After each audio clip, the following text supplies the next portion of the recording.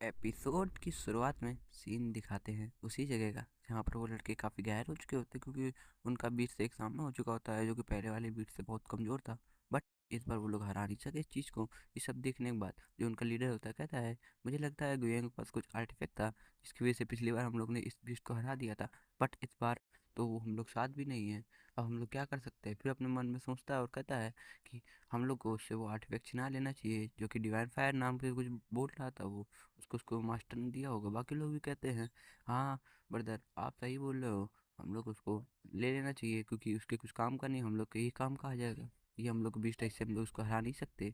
बाकी फिर वो कहता है, भले ही इसमें कितना भी रिस्क हो हम लोग करना ही पड़ेगा। और ये बात किसी को नहीं बताएगा, कह देंगे सब लोग कि गुयोंग किसी बीस्ट के हाथों मारा गया, इसलिए उससे हम लोग वो आर्टिफैक्ट छिना लेंगे।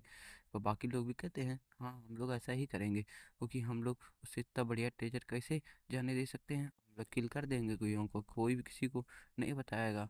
और तुरंत ही पहले वो कहता है, जो उसको सीनियर ब्रदर तो कहता है, पहले यहाँ देखो, इस विश्व को हम लोग हराना पड़ेगा। अगर हम उसको नहीं हराते तो हम लोग उसको देखने के लिए कैसे जा सकते हैं? तो बाकी लोग हमला करने लगते हैं। फिर हम लोग को सीन दिखाते हैं अपने एमटी का, जो कि बोर्ड से अभी भी ट्रेवल कर रहा होता है और कह रहा होता है, मेरे पास फायर टंगो ग्रास अभी तक नहीं आई है क्योंकि मुझे चाहिए अपने बिल बनाने के लिए। कहता है, जो लड़की ने मुझे मैप दिया था उस मैप के हिसाब से यहाँ पर तो एक आइसलैंड होना चाहिए, बट इधर पे तो आइसलैंड नहीं है। फिर थोड़ी आगे जाता है वो तो उसे एक आइसलैंड दिखता है। कहता है, यहाँ से तो बहुत इस फ्यूचर पावर स्ट्रॉन्ग आ रही है, मुझे यहाँ पर जाकर देखना चाहिए। स्पीड उड़ जाता है, उस जगह पे चला जाता है और कहता है, यहाँ पर सोर्सेस आइसलैंड पर तो होने ही चाहिए, चलो मैं आगे जाके देखता हूँ यहाँ पर क्या क्या मुझे मिल सकता है। फिर वो आगे जाता है और कुछ उसे अच्छी खासी ग्रास मिल जाती है, बट जो उसको चाहिए थी वो ग्रास उसको नहीं मिलती, जो कि फायर टंगू ग्रास होती है। उसकी वजह से वो परेशान हो जाता है। फिर कहता है, मुझे और अंदर जाना चाहिए क्या? फिर वो और अंदर जाने के लिए तैयार हो जाता है। कहता है, मुझे देख के जाना पड़ेगा, मुझे तैयारी प्लान बना के जाना पड़ेगा क्योंकि अंदर बीस्ट भी हो सकते हैं।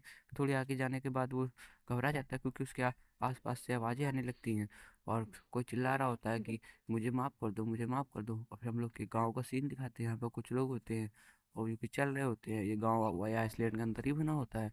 यहाँ पर हमारा एमसी आया था। ये सब देखने के बाद हमारा एमसी कुछ नहीं कहता। फिर हमें दो बच्चों का सीन दिखाते हैं, बच्चों क्या है, लड़कों का, जो कि किसी को बुली कर रहे होते हैं और कह रहे होते, तुमने मुझे फायर टंगो ग्रास लेके नहीं दी, अब मैं तुमको ही मार दूंगा। जो ये एक बूढ़ा एक लड़की होती है जिसको ये लोग परेशान कर रहे होते हैं, जिसकी वजह से ये दोनों बहुत घबरा चुके होते हैं। गांव वाले भी इनकी रक्षा नहीं कर रहे होते। और बूढ़ा कहता है, मुझे माफ़ कर दो, मैं वो ग्रास नहीं ला सका क्योंकि वो ग्रास दीवानी ग्रास थी, उसके आसपास वो काफ़ी सारे बीट थे जिसको आप लोग भी नहीं हरा सकते। तो हम लोग मामूली लोग हैं तो हम लोग कैसे हरा सकते थे?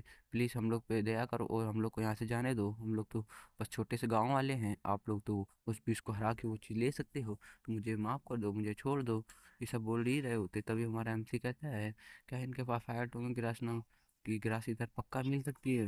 मुझे लगता है लड़की ने झूठ मुझे नहीं बोला था। फिर वो अपने मन में कहता है, अगर ऐसा है तो मुझे फायर टोंगे ग्रास तो चाहिए ही। और इन लड़कों से मुझे भले ही फाइट क्यों ना करनी पड़े, मुझे फायर टोंगे ग्रास जरूर चाहिए। और एमसी इन लोगों से फाइट करने के लिए तैयार हो जाता है। भी लड़के कह रहे होते हैं, अगर तुम वो नहीं दे सकते तो मैं तुम्हें ही मार दूंगा और मैं तुम्हें बिल्कुल एक ऐसी डेथ दूंगा जिससे तुम बहुत बहुत परेशान हो जाओगे। इसलिए मैं तुमसे अभी मौका तो है तुम्हारे पास कि तुम जाओ और लेके आओ उसको। वो आदमी कहता है, मुझे माफ़ कर दो, मैं फिर से लेने की जाने की कोशिश करता हूँ, लेकिन पूरा पक्का नहीं है कि मैं ला पाऊँ, इसलिए मुझे माफ़ कर देना। हाँ, बाकी लड़के कहते हैं कि मुझे यहाँ पर किसी का फ्यूचर सेंस फील हो रहा है, जैसे हम लोग के अलावा इधर कोई और भी कल्टीवेटर है किसी सेट का। और तुरंत ही वो अपने मन में कहता है कि मुझसे छुपने की कोशिश कर रहा है, ये तो इस पीछे इंसेक्ट है। मैं इससे तो काफ़ी बड़े लेवल में हूँ, हमारे एमसी के बारे में ये बोल रहा होता है जबकि उसे मालूम नहीं हमारा एमसी इसको आराम से हरा सकता है। और फिर वे दोनों के दोनों कहते हैं कि जल्दी यहाँ छुपना बंद करो और बाहर आ जाओ ब्रदर, हम लोग तो फ्रेंड है ना, हम लोग तो अलग अलग सेट के भले ही क्यों ना हो लेकिन हम लोग तो फ्रेंड है। तुरंत ही वो हमारा एमसी से बाहर आ जाता है। फिर नेक्स्ट सीन में क्या दिखाते हैं, नेक्स्ट एपिसोड इसका जल्दी ही आएगा। तब तक के लिए बाय, मिलते हैं नेक्स्ट एपिसोड में। आप लोगों से मेरी एक कहना चाहता हूँ कि आप लोग देखते हो तो सब्सक्राइब भी करके जाओ भाई लोग। हाँ, अच्छा नहीं लगता, इससे थोड़ा मुझे मोटिवेशन भी मिल सकता है अगर आप लोग एक सब्सक्राइब भी कर देते हो तो। और नेक्स्ट एपिसोड में इसका जल्दी ही लाने की कोशिश करूँगा। भाई सर्दी बहुत पड़ रही है ठीक, और मुझे जुकाम भी हो गया है ठीक, तो इसलिए मैं लेट लेट करके एपिसोड इसका ला रहा हूँ।